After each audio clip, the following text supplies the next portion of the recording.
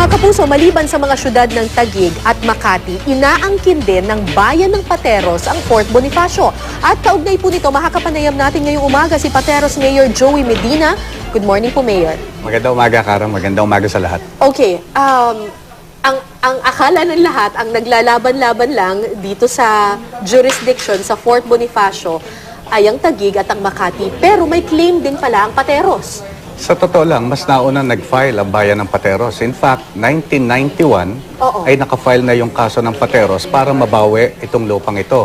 Nauna pa kayo sa Taguig? Nauna pa. Pero siguro, dapat lang na malaman na bago pa yan naging Fort Bonifacio Global City, bago pa naging The Fort, bago pa naging Fort Bonifacio, Fort William McKinley, nung araw, ang tawag namin dyan sa lupang yan, Barrio Mamangkat.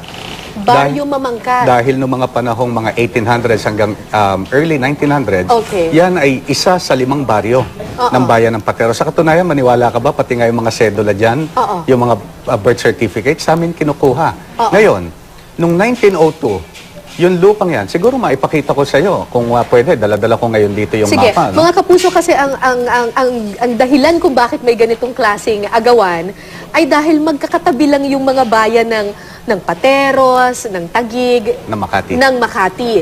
At sinasabi niyo po, during the Spanish times, iisang bayan lang ito? Sa katunayan ay panahon ng mga Amerikano.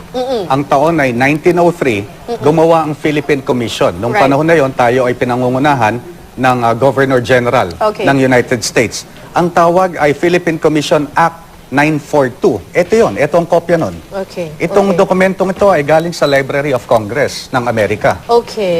At yan, Library of Congress? Certification niya ng Library of Congress. Ayan yung kopya. Ano ba yung sinasabi? Siguro ikaw ang magbasa nandito. Ayan, number 4.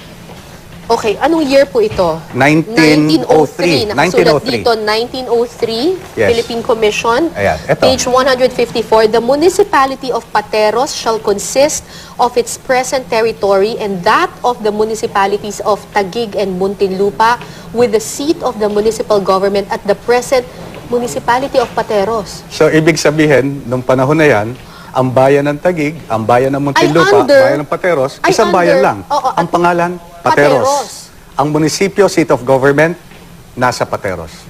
Oo, kasi nakasulat dito na ang Taguig at Muntinlupa, kumbaga subsumed lamang under the municipality of Pateros. Tama. Which I find really weird dahil sa buong Metro Manila, in fact, sa NCR, kayo na lang ang natanatiling hindi syudad. Totoo yun. Kaya ako naniniwala. Ang liit ng Pateros eh. Kaya ako naniniwala yung pinaglalaban ng Taguig, marahil yun din ang pinaglalaban ng Pateros dahil iisa lang ang aming bayan noong mga panahon na yon. Ngayon, meron pang nasundan yan. Yan ay 1903. But this is 1903. Now, nagkaroon naman nung 1905, binago pangalan. Binago yung pangalan. Binago pangalan. So ito naman yan, galing din ito. Alam mo, lahat ng mga research na ito, ay ginawa ni Councilor Dominador Rosales. Alright. So, kasi si Councilor Rosales nagpunta pa talaga sa Amerika noong mga nakaraang taon. At ayan naman. This is 1905. Yes, 1905 public law. Oo, at ang ginawa naman ay binago. Ang nakasulat dito ay Section 2. Yes, change of name. The name of the municipality of Pateros in the province of Rizal as constituted by Act number 942 is hereby changed to Taguig. Binago naman ang Binago yung pangalan. And said municipality shall consist of the former municipalities of Taguig, Pateros, and Muntinlupa with the seat of the municipal government at the former municipality of Taguig. So, Taguig na ngayon ang pangalan. Nabura Pateros. Nabula yung Pateros. Nawala ang Pateros. Okay, so yan ay taong 1905. So, ngayon kayo na ang subsume sa Taguig. So ito ngayon ang pinaka-importanting dokumento sa tingin ko na dapat mapakita namin. That's 1905. Ito ay yun namang 1909. Ang tawag dito sa 1909 ito naman ay executive order. Galing din ito sa Library of Congress na research. Under the American government pa rin tayo nito. Ito. This is, pero ito published 1908. Yes, so nag-take effect ito ng January 1, 1909. Ito. Ang sabi dito, executive order, the municipality of Taguig. Kasi di ba pinalitan ng Pateros, ginawa ng Taguig. The municipality of Taguig shall consist of the territory heretofore comprised therein less that of Pateros. Hiniwalay. Reconstituted. Binalik. the municipality of Pateros shall consist of the territory which it comprised prior to the passage of Act number... so pinaghiwalay na. Tapos, at ang sabi, ay yung aming lupa, bago yung Act 942 ay binabalik sa amin. So, yan ang sinasabi niyang dokumentong yan. So, maipapakita namin na ito, mga kapuso, this is a map... 1891. 1891. Yes. So, ano pa to? Under the Spanish times pa ito. Tama. Spanish times. Makikita po natin dito sa mapang ito po ang Pateros. Ayan, jurisdiction de ito Pateros. ang Pasig. Nakasulat, jurisdiction de Pasig. So, nandito. Magkakatabi lang kasi mga kapuso. Jurisdiction de Pasig, jurisdiction de Pateros, jurisdiction de Taguig. Sa kabila, sa jurisdiction. Dito ang Makati, I suppose. That's right. Diba? That's right. Pero merong mga linya. Yes. Okay. Yan yung parang boundary nila. Ayan. Okay, so dito, ang boundary, ang jurisdiction de Pateros is this That's right. This Yan line. yan, yes. This line. Tama. Okay. Nasa ng Fort Bonifacio dito? Ngayon, ang Fort Bonifacio dyan ngayon ay nandito sa lugar na ito. Yan. This is 1891? 1891. So, nasa loob siya ng jurisdiction de Pateros. de Pateros. In fact, ang tawag doon sa, ito pong nakikita ninyo mga kapuso, kung nakikita nyo po itong malaking mga linya na yan, nakasulat dito, ito ay sakop ng Barrio de Mamangkat. Ayan. Barrio so, ang tawag nyo nga dati, Barrio Mamangkat. Barrio Mamangkat. Before pa siya naging BGC, bago pa yon. Yan ay aming Barrio Mamangkat. Yung mga kopya ng mga sedula ng mga tao ng mga panahon na yon, yung kanilang mga partido bautismo, birth certificate, sa amin kinukuha. So yan, isa sa 5 baryo namin, Barrio Mamangkat. Now, ito namang isang mapang ito, this is what? 1968. 1968 na to. 1968. Okay, so para maipakita sa inyo na mula 1891 hanggang at 1968, halos hindi naman nagbago. Okay. So eto ngayon. Okay, this is Municipality of Pateros. May linya dito, nakasulat dito, Municipality of Pateros. Pataas. Everything pataas, Municipality of Taguig, everything pababa. Yes. Wait, I'll look for Fort Bonifacio. This is the American Tama. Cemetery. American Cemetery Kasi yan. bilog di ba? Tama, Ito tama. yung itsura ng... So, which means Fort Bonifacio is somewhere there. Andito. Yung area yan. Okay. So, ang sinasabi ninyo, sakop nyo pa rin. Tama. Right. Pero ano ba magiging epekto kung sakaling mapunta sa inyo ang Fort Bonifacio? Bakit po ba pinaglalaban ninyo ang claim ninyo sa Fort Bonifacio? Maraming nagsasabi ang liit-liit na bayan ng Pateros Alam mo, ang nawala kasi sa bayan ng Pateros, wag na natin pag-usapan yung revenue o yung kita. Okay. Ang pag-usapan na lang natin ang nawala sa bayan ng Pateros, unang-una yung aming pagkakataon na maging city. Aha. At ang pinaka-importante, siguro pagkatapos niyan, nawalan kami ng tunay na representasyon. Okay.